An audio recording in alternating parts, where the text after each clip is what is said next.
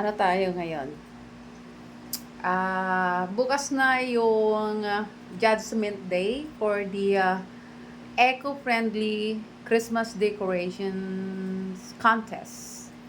Pero dito sa amin, kasi, ako ang gumawa dito. Ayan!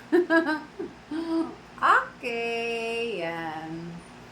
Yan. Yung Christmas tree namin, namunga siya ng pera. And it signifies what? Kasaganaan. Yan. Dahil ang gusto naman ng Panginoon sa atin is masagana tayo. Ayan. Tayo ay malakas yung pangangatawan, something like that. Yan. Masagana sa lahat ng bagay. Okay. Then, tingnan natin. Yan! Tin, tin, tin. Okay. Ayan, panalo na kami. Ayan, and ayan, sa aming kesame, yan, ang dami. Para kami magpapadisco dito. Yan, yan o. Okay. Hindi lang siya sa taas, kundi hindi lang siya sa baba, kundi sa taas. Kaya, Christmas na dito sa amin. Kaway-kaway ka naman dyan. Kaway. Yan. Habang nagtatrabaho, yan. Nagdi-decorate kami. Yan. Okay. Ito po. Ito yung paborito ko.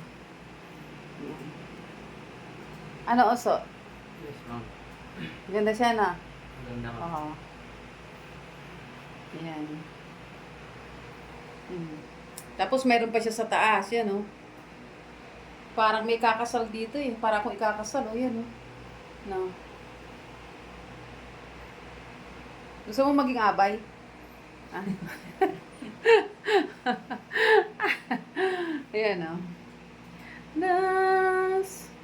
Yeah. Feliz Navidad, prospero año, felicidad.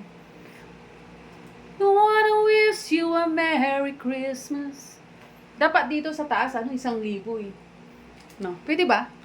1,000. Pwede naman, ma'am. Kaya lang uutang muna ako.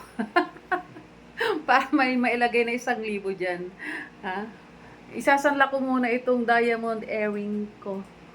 Ayan. Para may mailagay dyan. Dito.